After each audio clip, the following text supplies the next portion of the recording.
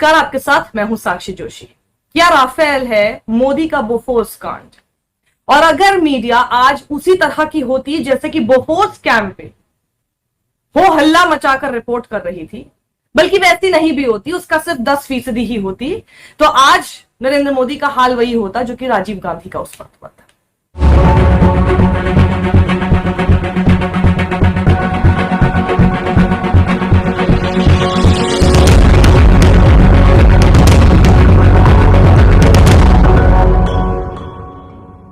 दिक्कत यह है कि हमारा मीडिया इस बात को कवर करना नहीं चाहता।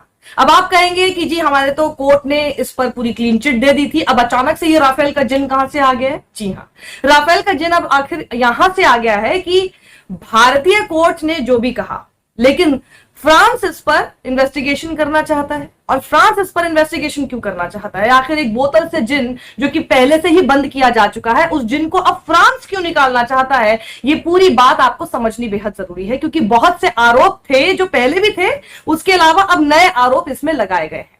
और वहां की जो एक इन्वेस्टिगेटिव वेबसाइट है जिसका नाम है मीडिया पार्ट, उसने सारी की सारी बातें तथ्यों के साथ, एविडेंसेस के साथ रिपोर्ट की हैं। और अब फ्रांस के जज इसको प्रोब करेंगे, इस पर जांच करेंगे, और उसके बाद क्या निकल कर आएगा उसके बाद ही सब कुछ समझ में आएगा। यहां पर दिक्कत यह है कि जो फ्रांस है उसको यह लग रहा है कि आखिर इतनी ज्यादा क्या दोस्ती थी, ये इंडिया के साथ जो डील हुई है इसमें कुछ तो गड़बड़ झाला है।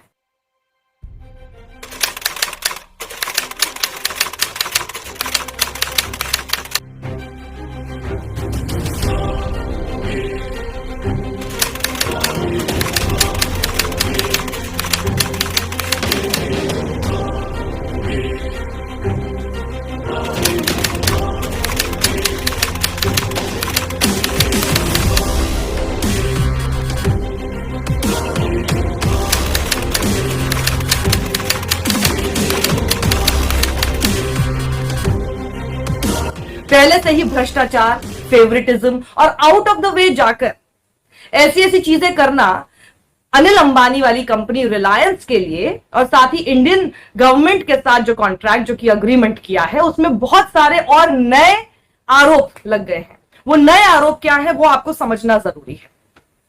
पहला ये है, पहले तो रिलायंस ग्रुप का जो रोल है डील में, उसी को वही सबसे बड़ा प्रश्न चिन्ह बना हुआ है फ्रांस के लिए। उसके साथ ही जो पहला एमओयू साइन हुआ था डसॉल्ट और रिलायंस के बीच में, वो ठीक 15 दिन पहले साइन हुआ था उस अनाउंसमेंट के, जो कि अचानक से कर दी गई थी, ये कहते हुए कि जी अब ये डील होने वाली है। यानी 15 दिन पहले जब ये एमओयू साइन हुआ, उस वक्त डसॉल्ट ऑलरेडी एचएएल के साथ बातचीत में था, यानी हिंदुस्तान एरोनॉटिक्स लिमिटेड के साथ ऑलरेडी एक डील में ऑलरेडी बातचीत में था। उसी दौरान आखिर उन्होंने डील कैसे साइन की?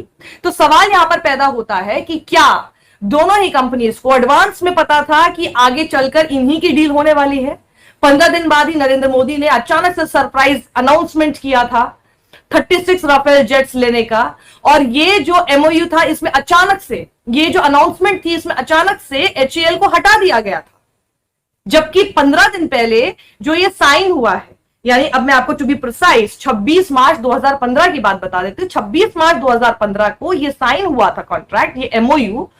तब तक तो डसॉल्ट और एचएएल ऑलरेडी कॉन्ट्रैक्ट में थे और ऑलरेडी बातचीत में थे।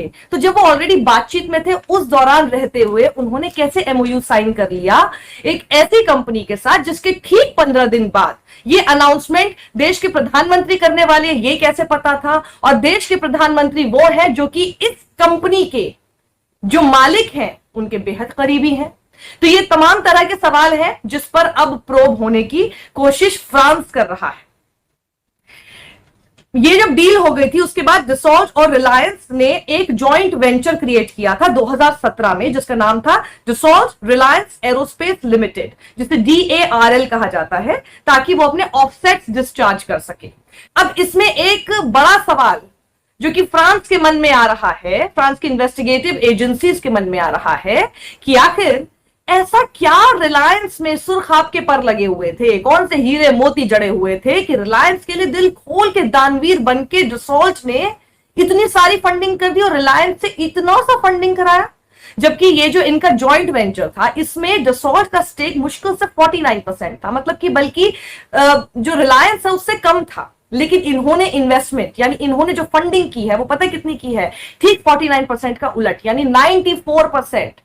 जो उसमें मैक्सिमम फंडिंग होनी थी वो कितनी थी, 169 मिलियन यूरो, लेकिन उसमें से 159 मिलियन यूरो तो सिर्फ अकेले डसॉल्ट ने ही कर दिया।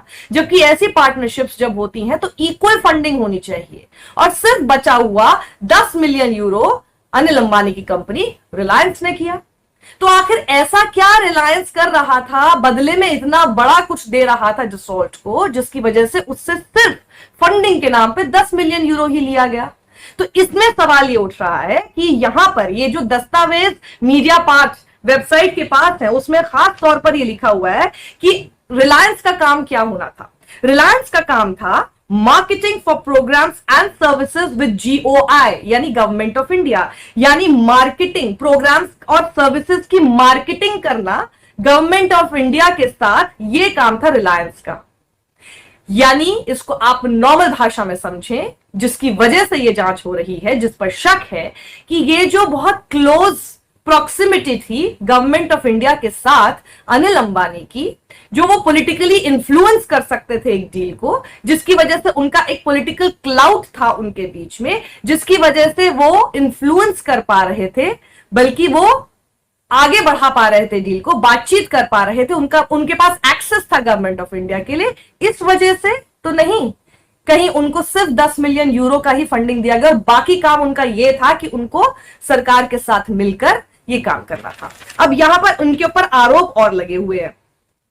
अप्रैल में ही ये क्लेम किया था मीडिया पार्ट इन्वेस्टिगेटिव वेबसाइट ने कि मिलियंस ऑफ यूरोज, यानी आप उसको मान लीजिए कि करोड़ों रुपए जो थे वो सिर्फ हिडन, छुपे हुए कमीशन के तौर पर, हिडन कमीशन के तौर पर, यानी छुपे हुए बिल्कुल ब्राइब के तौर पर, रिश्वत के तौर पर दी गई है उन सभी लोगों को जिन्होंने इस डील को कंक्लूड कराने में मदद की है। और बल्कि कुछ कोर्ट्स में लिखा गया है, some could have been given as bribes to Indian officials, कुछ तो बल्कि कुछ भारतीय अधिकारियों को भी रिश्वत के तौर पे दिया गया होगा, ये तक उसके अंदर कहा गया है। हालांकि डसॉल्ट ने कहा है कि कोई भी रॉन्ग डूइंग फ्लैग नहीं की गई थी जब ग्रुप का ऑडिट किया था। ये तो बिल्कुल वैसी ही बात हो गई कि चोर को ही रखवाली करने को कह दिया गया हो, ग्रुप को कैसे कुछ मिलेगा कि उसके अंदर कुछ भी गलत हुआ है। अब ये अचानक से मुद्दा सामने कैसे आया, जब ये रिपोर्ट फाइल की गई थी और जब डसॉल्ट ने जो भी अपना इसमें जवाब दिया, उसके बाद फ्रांस का जो शेरपा NGO है जिसका स्पेशलाइजेशन ही है फाइनेंशियल क्राइम में, उसने एक आधिकारिक कंप्लेंट दर्ज कराई करप्शन के लिए और साथ ही इन्फ्लुएंस पेडलिंग के लिए। इन्फ्लुएंस पेडलिंग वही पोर्शन है जिसके लिए इनको शक है कि अनिल अंबानी की रिलायंस कंपनी ने यह काम किया है भारतीय सरकार के साथ मिलकर डसॉल्ट के लिए। और इसी की वजह से एक इन्वेस्टिगेटिंग मैजिस्ट्रेट को अब डेजिग्नेट किया जा रहा है इस डील में जांच करने के लिए। और ये पूरी इन्वेस्टिगेशन किसने दी है, किसने बोला है करने के लिए, इंटर गवर्नमेंटल जो अग्रीमेंट हुआ है इसको लेकर एक डिसीजन सामने रखा गया है, किसके द्वारा, जो फाइनेंशियल क्राइम ब्रांच है ऑफ PNF। PNF क्या है, नेशनल फाइनेंशियल प्रोसिक्यूटर्स ऑफिस। उन्होंने कहा है कि भैया ये बहुत सारे इसके अंदर झोल दिखाई दे रहे हैं, गड़बड़ झाले बहुत ज्यादा है, करप्शन दिखाई दे रहा है, पॉलिटिकल इन्फ्लुएंस दिखाई दे रहा है, इन्फ्लुएंस पेडलिंग जिसको आप कह सकते हैं, इसके अलावा आउट ऑफ द वे जाकर फेवरेटिज्म दिखाई दे रहा है। ये सारी चीजें अब जांच के दायरे में है और अब इसको जांच करना बेहद जरूरी है और इसीलिए फ्रांस के जज को अब रखा गया है इस पूरी डील की जांच करने के लिए। तो ये सारी खबरें आपको मेन स्ट्रीम मीडिया में कहीं दिखाई नहीं दे रही हो, क्योंकि पहले तो क्या था कि जब भारतीय मीडिया ने, किसी ने हिम्मत करके, द हिंदू ने, उनके एडिटर N राम ने, जिन्होंने बोफोर्स कांड पर भी उन्होंने पूरी रिपोर्टिंग की थी, तब उनको ऐसे नहीं बोला गया था। लेकिन जब इस बार उन्होंने किया तो उनको न जाने क्या क्या बोलना शुरू कर दिया गया। आप तरह तरह की बातें करना शुरू कर देते हैं कि आप एंटी नेशनल है, आप टुकड़े टुकड़े बिलोंग करते हैं, आप लेफ्टिस्ट है, आप किसी और की कहने पर ये सब काम कर रहे हैं। उन्होंने पूरा ये किया भी, राहुल गांधी ने इस मुद्दे को उठाया भी, लेकिन ऐसा लगता है कि शायद जनता ने राहुल गांधी की बात को विश्वास ही नहीं किया और 2019 का रिजल्ट हम सबके सामने था। और यही जो चौकीदार चोर है और उसके बाद मैं भी चौकीदार, ये जो दोनों कैंपेन शुरू हुए थे उसमें मैं भी चौकीदार कैंपेन को जनता ने ज्यादा एक्सेप्ट करते हुए दिखाया था 2019 में। लेकिन अब ये यहां से नहीं स्टार्ट हो रहा है इस पर इन्वेस्टिगेशन, बल्कि इस पर जो सस्पिशन है, इस पर जो डाउट है, इस पर जो शक और संदेह हो रहा है वो खुद फ्रांस को ही हो रहा है।